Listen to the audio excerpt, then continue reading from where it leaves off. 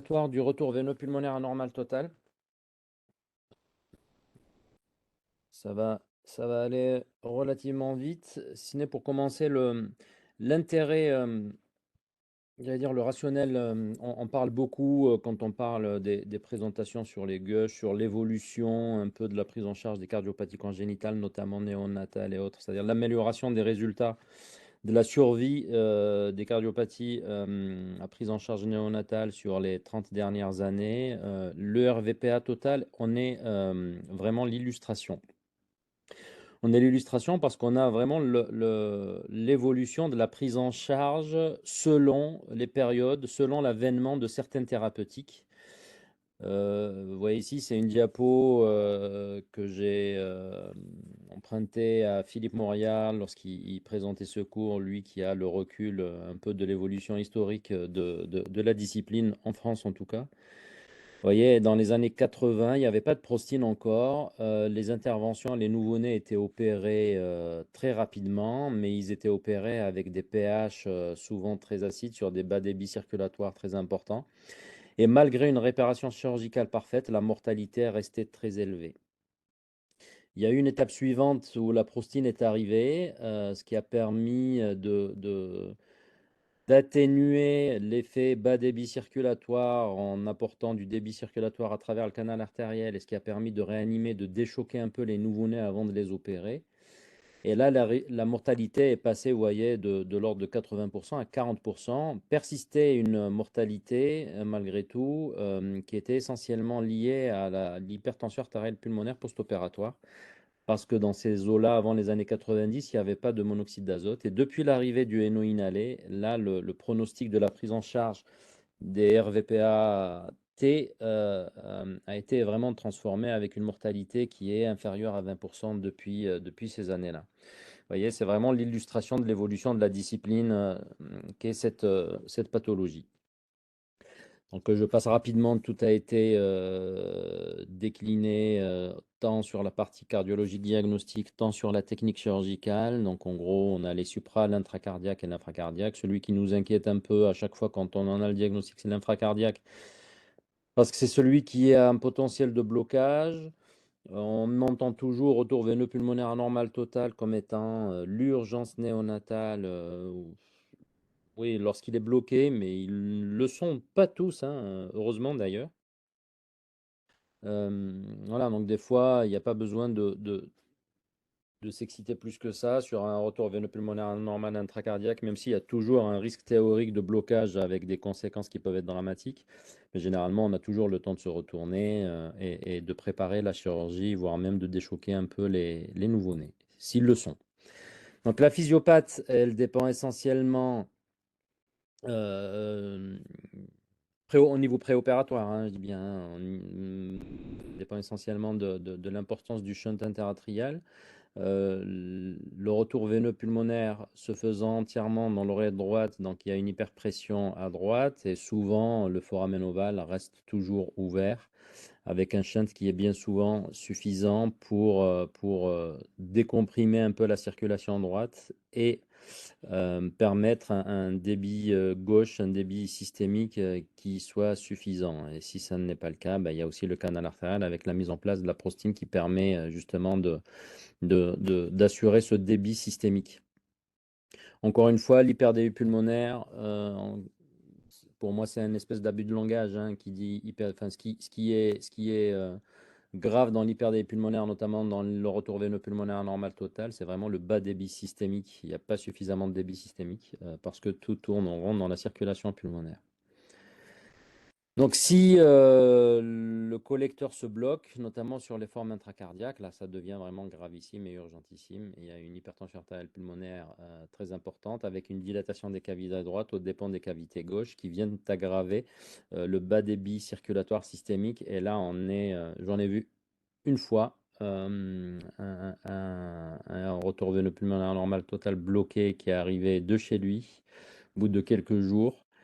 Et je peux vous assurer que je m'en rappellerai toujours parce qu'il était dans un tel bas débit circulatoire systémique, il était gris comme dans les livres et il était vraiment, même ne serait-ce que pour mettre un cathé artériel, il était tellement en bas débit circulatoire qu'on pouvait même pas. J'ai réussi à lui mettre un cathé artériel, mais le membre est devenu aussitôt ischémique. Après la chirurgie, tout est rentré dans l'ordre, hein, mais le visuel, en tout cas la présentation clinique d'un retour veineux pulmonaire anormal total bloqué, c'est voilà, c'est le bas débit circulatoire qui est assez grave. D'où l'urgence à réagir et à mettre au bloc. Donc parfois il y a de l'HTAP sans obstruction, malgré tout, il peut y avoir de l'hypertension persistante, pulmonaire persistante du nouveau-né associé, et celle-là, elle va mettre du temps à rentrer dans l'ordre, c'est celle-là qui évolue, enfin, qui nécessitent le recours à l'ECMO en post-opératoire. Voilà, donc la réanimation préopératoire qui était difficile a été transformée par l'arrivée de la prostine. Faut-il faire un Rashkin ou pas? Là, je l'ai mis comme point d'interrogation. Je pense qu'on a toujours le temps dans les centres experts, dans les centres spécialisés, lorsqu'on a un bébé comme ça qui arrive, pour le mettre au bloc avec un minimum de déchocage et le mettre au bloc rapidement, c'est ça qui va l'améliorer, pas nécessairement. Mais après, sur le plan théorique, on peut imaginer l'intérêt d'un élargissement du chêne interatrial. Mais l'urgence, c'est quand même de la réparation chirurgicale.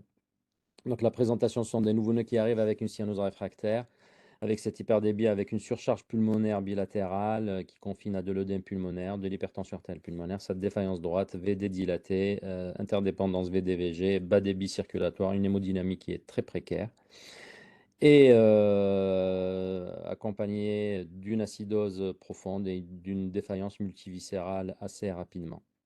Donc la stratégie préopératoire, c'est de corriger les désordres électrolytiques, compenser l'acidose métabolique et maintenir le canal artériel ouvert avec de la postine pour permettre un débit circulatoire, même si il est désaturé, mais le tout, c'est d'apporter de la circulation systémique. Donc il faut bloquer, essayer de lutter contre l'hyperdélie pulmonaire avec une ventilation mécanique, avec des pressions téléexpiratoires positives, un support inotrope, on n'a pas trop le choix, on est obligé de mettre parce qu'ils sont dans un tel état de défaillance circulatoire il faut mettre des inotropes, enfin, même des vasopresseurs, mais là on baigne dans un espèce de cercle vicieux, hein, encore une fois, on lutte contre la défaillance circulatoire et les conséquences de la défaillance circulatoire. Et encore une fois, il n'y a que le traitement chirurgical et le traitement de la cause qui peut améliorer la situation. C'est pour ça qu'on essaie de stabiliser un minimum pour éviter simplement l'arrêt cardiaque et d'aller au bloc opératoire pour faire la réparation. On pérop. François vous a présenté les différentes techniques, mais là, essentiellement, l'acte chirurgical, il est relativement simple sur le plan quantité de travail, puisque il y a essentiellement qu'une seule anastomose, c'est le collecteur qu'il faut réanastomoser. Mais après, c'est les conditions de le réaliser qui peut être compliqué parce qu'en effet, l'acte chirurgical, la zone d'intérêt est les veines pulmonaires. Et les veines pulmonaires, il y a toujours le retour veineux pulmonaire qui vient inonder le champ chirurgical. Toute la difficulté, elle est là. Et d'ailleurs, cette difficulté conditionne finalement le pronostic. Parce qu'en effet, pour réduire le retour veineux pulmonaire en paire procédure, l'astuce est de baisser le débit de la CEC. Et pour pouvoir baisser le débit de la CEC, il faut refroidir le nouveau-né. Donc, c'est des procédures qui sont faites souvent, enfin peut-être pas souvent, mais régulièrement, parfois nécessairement, c'est mieux comme adverbe, parfois nécessairement sous hypothermie pour réduire le débit afin de pouvoir réaliser, exécuter l'anastomose dans de bonnes conditions. Mais c'est l'hypothermie finalement, c'est ça qui conditionne essentiellement le pronostic post-opératoire, parce que l'hypothermie chez un nouveau-né qui est faite en urgence sur un nouveau-né choqué, ça aggrave les suites opératoires en termes de réactivité vasculaire pulmonaire, en termes d'activation inflammatoire, en termes de CIRS post-opératoire. Donc on a vraiment toutes les complications liées à l'acte chirurgical lorsqu'on réalise la procédure sous hypothermie.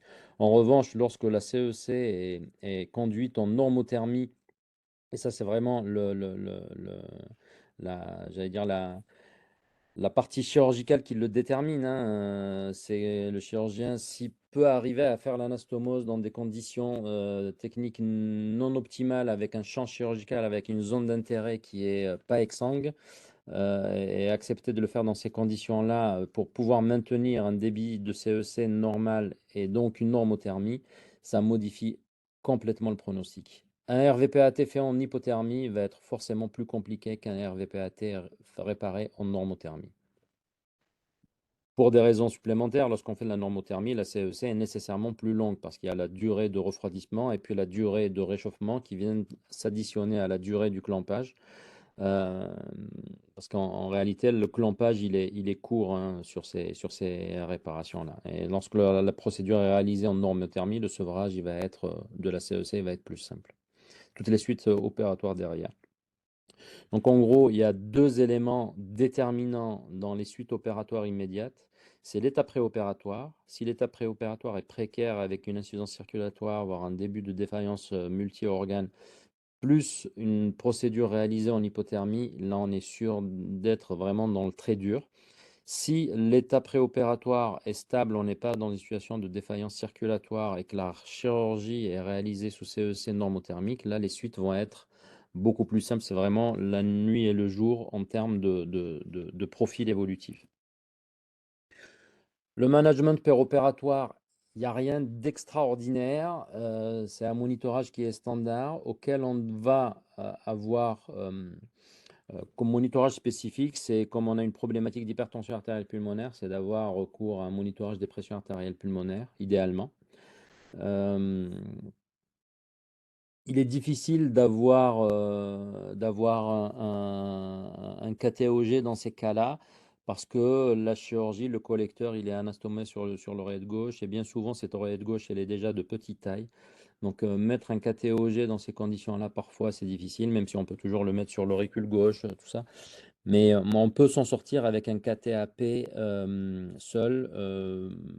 L'astuce éventuellement, c'est de maîtriser, c'est de mesurer, pardon, en fin de procédure, le gradient transpulmonaire entre.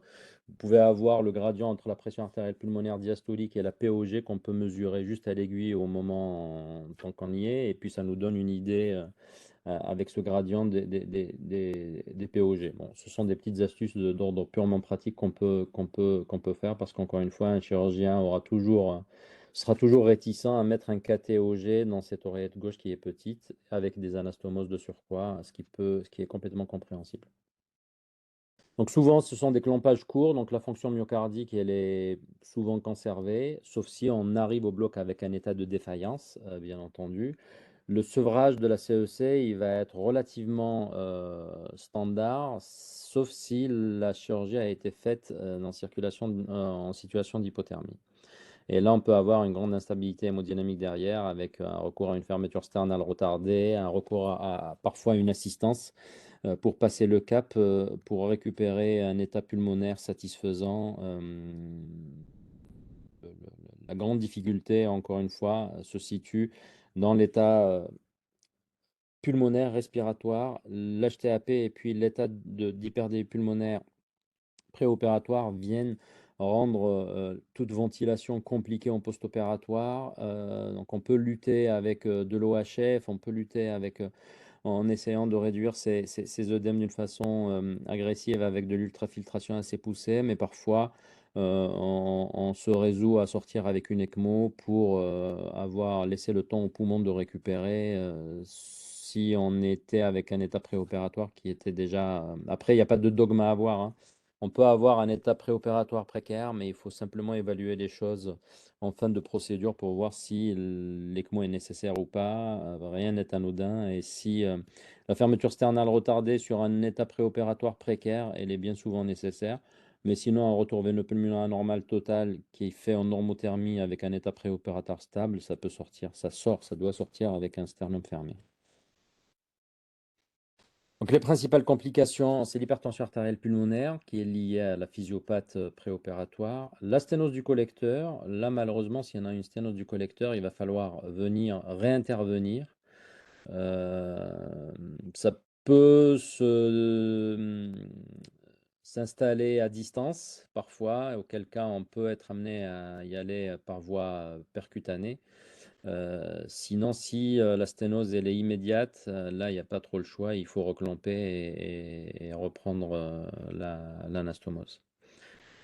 Les complications hémodynamiques, elles sont, j'allais dire, communes à toute chirurgie néonatale avec un nouveau-né qui rentre au bloc avec un état d'instabilité. Et puis, comme tout bon nouveau-né défaillant préopératoire, il va être sujet à faire de l'insuffisance rénale post-opératoire sur la nécrose tubulaire et recours à une dialyse péritonéale, enfin une opération extra-rénale va être souvent nécessaire et certainement utile. L'hémodynamique en post-op, voilà, encore une fois, on a des cavités gauches qui sont petites du fait de l'absence de précharge en préopératoire de ces cavités gauches. Donc le VG est petit, mais il fait le boulot. Il a une dysfonction diastolique liée au clampage, mais il arrive quand même à faire le débit. Le ventricule droit, c'est lui qui peine le plus avec cette hypertension artérielle pulmonaire. Donc il va falloir un support inotrope ad hoc pour aider ce ventricule droit. Et puis la CIA, s'il y a un shunt résiduel, ce qui n'est pas nécessaire, hein, absolument, mais si on a d'hypertension artérielle pulmonaire et qu'on a un petit shunt résiduel, bah, ma foi, c'est pas inintéressant. Ça permet toujours de soulager un peu cette circulation droite. Mais c'est pas, encore une fois, une nécessité. Avec tous les traitements anti-hypertenseurs pulmonaires qu'on peut avoir, c'est censé rentrer dans l'ordre. Voilà, l'ECMO, je passe, hein, il y a tout le cours sur le syndrome de bas bicardiaque post-cardiotomie. Là, c'en est une cause potentielle, hypertension artérielle pulmonaire. C'est pour ça que l'évaluation des pressions pulmonaires en fin de procédure sont importantes. Il peut arriver que l'utilisation du NO en salle dans les cardiopathies, dans la chirurgie cardiaque congénitale est relativement rare, même si je reprécise mon propos, l'utilisation du NO dès le bloc opératoire est beaucoup plus rare que la proportion de patients à hypertension artérielle pulmonaire. Toutes les cardiopathies qui sont pourvoyeuses d'hypertension artérielle pulmonaire vont faire des crises d'HTAP souvent en post-opératoire, un peu à distance, au moment de la levée de la sédation et du réveil.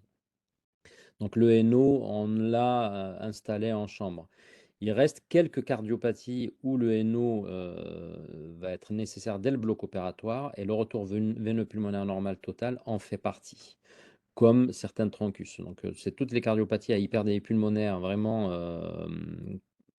très important dès la période précoce néonatale.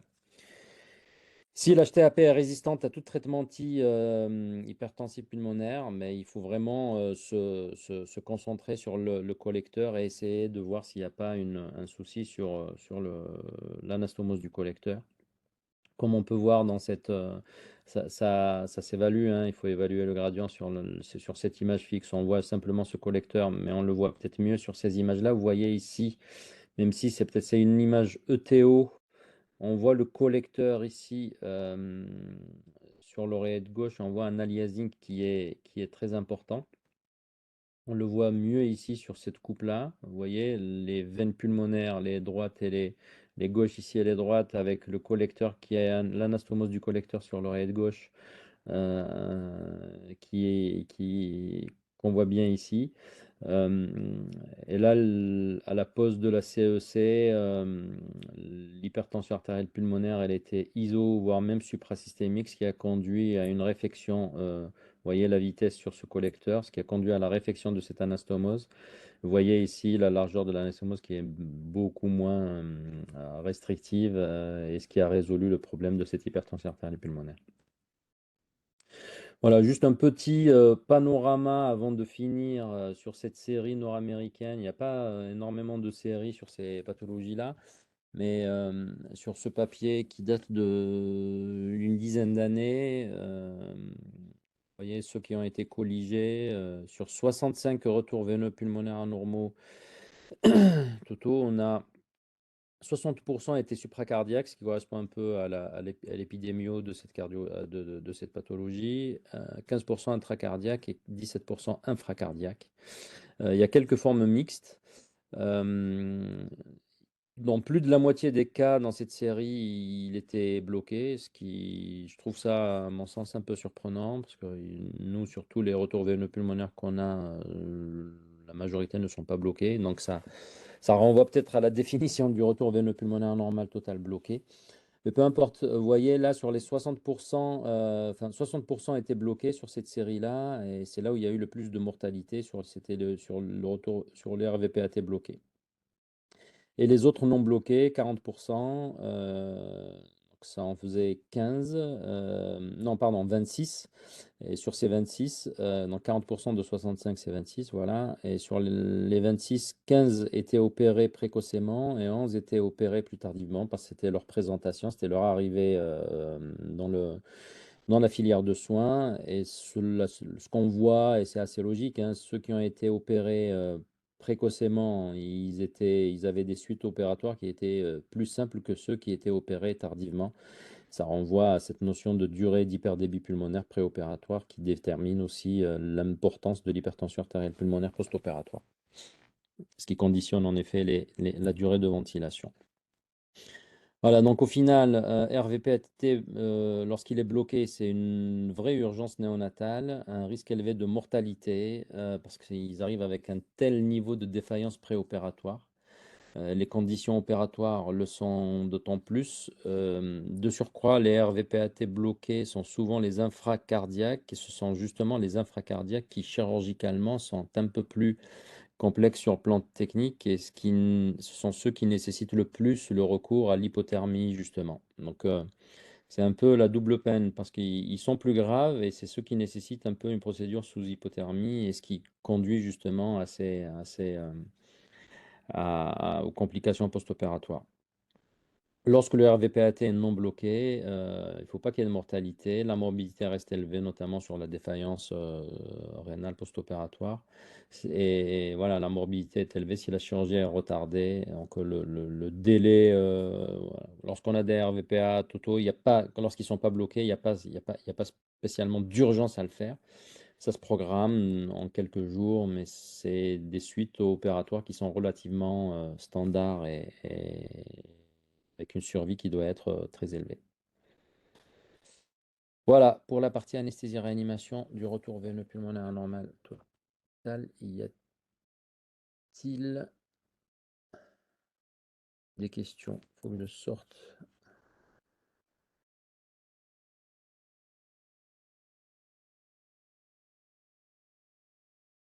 J'arrête le partage.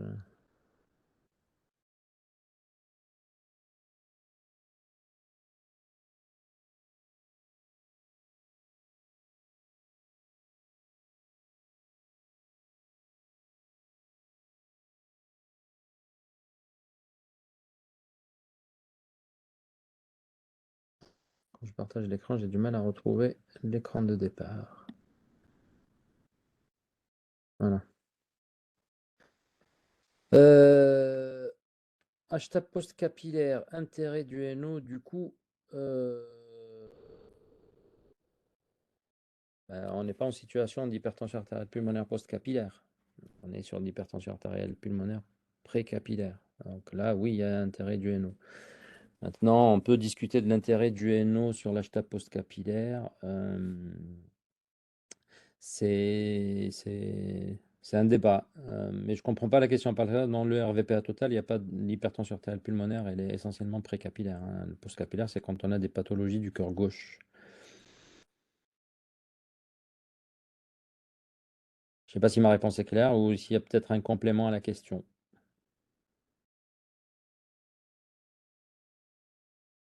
Vous pouvez prendre la parole, hein.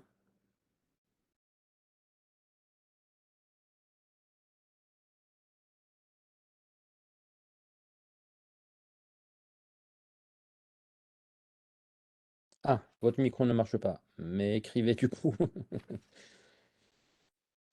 Ça va être un peu long. Bah, j'essaie d'interpréter votre question. Vous considérez qu'il y a de l'HTA post-capillaire parce que j'avais dit que les cavités gauches étaient petites, peut-être, mais elles ne sont pas suffisamment petites. S'il est bloqué, il y a une part d'HTAP post-capillaire. Pas. Oui. Oui, oui, mais sur la partie bloquée, mais l'hyperdébit, enfin, on est toujours sur la part, là pour la peine, on peut considérer, oui, je comprends la question, s'il est bloqué, donc il y a une part de post-capillaire qui est élevée, en plus de l'hyperdébit pulmonaire, mais on reste dans ces cas-là avec un état, en préopératoire, lorsqu'il est bloqué, intérêt du NO pour traiter l'hypertension artérielle pulmonaire, s'il est bloqué. Ouais, non, là, en préopératoire, il y a certainement, mais vraiment certainement, aucun intérêt, voire même c'est dangereux, puisqu'on alimente encore l'hyperdévie pulmonaire en baissant les résistances vasculaires pulmonaires. Donc, il ne faut pas faire ça. C'est pas la bonne stratégie. Il faut aller, lorsqu'il s'est bloqué, il faut aller à la chirurgie directement. C'est pas en faisant, mettant du. De toute façon, c'est bloqué. Donc, ce qu'on va faire, c'est que simplement d'alimenter davantage. Faut plus se batailler pour ouvrir le canal artériel et peut-être pourquoi pas. Mais là, de toute façon, lorsqu'on a un retour veineux pulmonaire normal total, vous pouvez imaginer toutes les stratégies que vous voulez. C'est seulement la chirurgie qui va régler le problème. Donc, pour répondre à cette question, donc il n'y a pas d'intérêt ONO en préopératoire d'un RVPA total bloqué. J'irai même plus loin, c'est peut-être même contre-indiqué pour moi.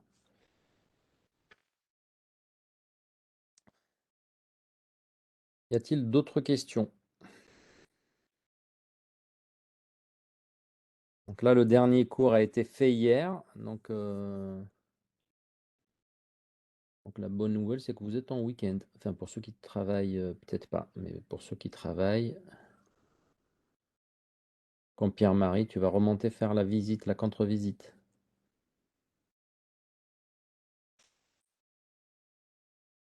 Tu arrives. Jean-Baptiste qui t'attend. Merci à tous. S'il n'y a pas d'autres